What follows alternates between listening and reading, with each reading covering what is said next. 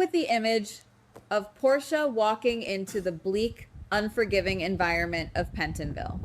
The heavy metal doors closing behind her, the echoing sound of the mechanical lock sliding into place. Something about that moment stayed with me. It wasn't the look of a devastated, grieving wife visiting her imprisoned husband to offer comfort or seek closure. It was something colder, something highly calculated. I couldn't stop thinking about the way her posture shifted the second she was out of the public eye. At first, it didn't seem important. We all process grief and separation differently, especially when a newborn is involved and a family has been violently torn apart. But there was a chilling calmness to her steps, a deliberate rhythm that simply didn't match the tragedy of a family shattered by a 10-year prison sentence. Let us rewind a bit to the events that led to this bleak reality. Curtis Ashford, a man known for his fierce loyalty but equally fierce temper, is now locked away in a cell, staring at a decade behind bars. The assault on Isaiah Gannon was explosive, a moment of blinding rage that ultimately cost Curtis his freedom, his family, and his future. But when you look closely at the pieces scattered in the aftermath, the narrative of the tragic, uncontrollable husband starts to fray at the edges. I keep coming back to the timing of it all. The escalation happened so rapidly, the pieces falling into place so perfectly that it felt less like a tragic accident of temper and more like a carefully orchestrated sequence of events designed to end exactly this way. We start following the thread by looking at the interactions leading up to the sentencing. Isaiah Gannon arrived as a savior, a brilliant surgeon, but his presence quickly became a wedge in the Ashford marriage. Curtis felt the shift, the subtle distance Portia began to enforce, the lingering glances that didn't belong to him anymore. The arguments, the false assumptions, the escalating tension, it all felt like a pot left to boil over on purpose. I remember watching Portia's reactions during the trial and the legal proceedings. The tears were there, the trembling hands were presented for the judge, but beneath the surface of the heartbroken mother and wife, there was a quiet, steady resolve. It doesn't seem accidental. The way the evidence aligned, the way the testimonies were delivered, it all pointed to a narrative that had been meticulously curated long before the judge banged the gavel. The more I think about it, the more the pieces begin to form a picture that no one in Port Charles is currently looking at. We were all so focused on Curtis's downfall, on his inability to control his anger, that we missed the invisible hands guiding him toward the precipice. Portia has always been fiercely protective of her life, her daughter, and her career. She is a woman who knows how to keep a massive secret. She kept Trina's paternity hidden from Curtis for 2 decades, living a lie with Marcus Taggart. Why should we believe she has suddenly become a transparent, open book? The thread leads us away from the courtroom and into the quiet, unseen moments between Portia and Isaiah, where the real story is being written in whispers and stolen glances. This is where the shadow beneath the story begins to emerge. It is not the story of a marriage broken by sudden, unpredictable violence. It is the story of a trap, a flawlessly executed trap. Curtis didn't just stumble into a 10-year sentence. He was pushed into it by the 2 people he was warring over. The shadow reveals a hidden motivation, an unseen connection between Portia and Isaiah that goes far beyond professional courtesy or a passing, illicit affair. They are allies in the darkest sense of the word. They didn't just want to be together behind closed doors. They wanted Curtis entirely out of the picture, permanently removed from the canvas of their lives so they could build a new one without looking over their shoulder. Think about the sheer weight of a 10-year sentence. It is a lifetime when you have a newborn son waiting at home. But even a 10-year sentence has a loophole in the justice system: parole. With exemplary behavior, Curtis could theoretically be walking out of those heavy iron gates in just 2 years. 2 years is a blink of an eye in the grand scheme of things. It is certainly not enough time for Portia and Isaiah to solidify their new life, to raise Desmond together, and to erase Curtis's footprint from their world entirely. That looming possibility of early release is a ticking time bomb for the life Portia is trying to build. And that is exactly why this upcoming visit to Pentonville is not about seeking closure. It is about neutralization.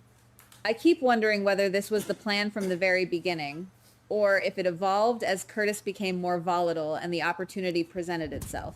Maybe there's another layer here.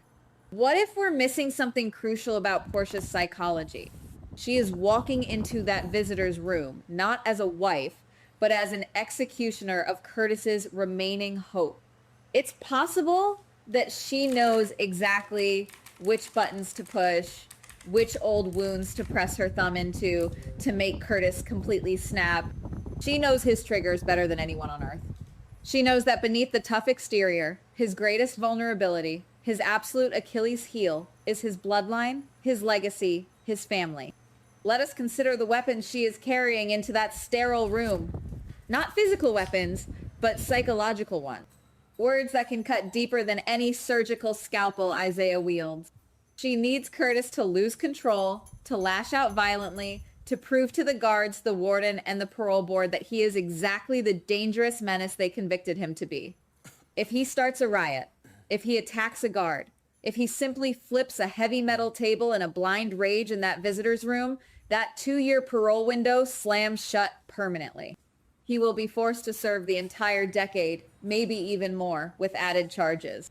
Maybe this visit is the final brutal phase of the master plan she and Isaiah orchestrated to bury him alive in the system. The tension in that fluorescent lit room is going to be suffocating. You can almost see them sitting across from each other, the thick smudged plexiglass or the cold metal table separating their worlds. Curtis, desperate for a connection, desperate for a glimpse of the life he lost, looking into the eyes of the woman he still loves. And Portia, looking back with a calculated, chilling coldness, preparing to drop the matches on the gasoline she has quietly poured around his soul. The air will grow thick, the silence heavy, as she begins to unravel the truth. Not the truth the court heard, but the dark, ugly reality of her ultimate betrayal. She won't just tell him about the affair. That would hurt, it would sting, but it might not be enough to break his sanity completely. She needs to shatter his foundation. She needs to take away the very reasons he is trying to be a model inmate. And what better way to do that than to rewrite his entire history? She will look him dead in the eye and tell him that Isaiah isn't just a new lover, but a co-conspirator who helped lock him in this cage. She will let him know that every argument, every misunderstanding, every moment of jealousy was a string they pulled to make him dance right into a prison cell. She will reveal that he was nothing but a pawn in their game. But the true horror, the absolute devastating blow will be the children. I can't shake the feeling that she is going to use Trina and baby Desmond as the ultimate instruments of psychological torture. Curtis has spent years building a relationship with Trina, trying to make up for the lost decades that Portia stole from him. He has just tasted the profound joy of holding his newborn son. To have Portia lean in and whisper that he is not the biological father of either of them, whether it is a vicious, fabricated lie or a hidden, devastating truth, would be a psychological strike of unprecedented cruelty. To tell a man locked in a cage that his bloodline is a fiction, that the children he is fighting to get back to belong to other men, is to strip him of his very humanity. Imagine the physical reaction of a man hearing that in a confined space. The blood rushing to his ears, the narrowing of his vision, the absolute blinding red rage taking over his nervous system. Curtis is a man of action, a man who relies on his physical strength. When he is backed into a corner, when his heart is ripped out of his chest, he fights. And in a place like Pentonville, fighting is a death sentence for your future. Portia knows this perfectly well. She is counting on it. She wants him to flip that table. She wants him to scream, to threaten her life, to require 4 armed guards to physically restrain him. Because the moment those alarms sound and the batons come out, her future with Isaiah is permanently secured. Curtis will be buried under disciplinary infractions, his parole revoked, his spirit finally and completely broken. As we watch this scenario unfold in our minds, the sheer magnitude of the betrayal leaves a cold knot in the stomach. We are witnessing the slow, deliberate destruction of a man's life by the person he trusted most in the world. But the story doesn't end with Curtis losing his temper. Something feels unfinished.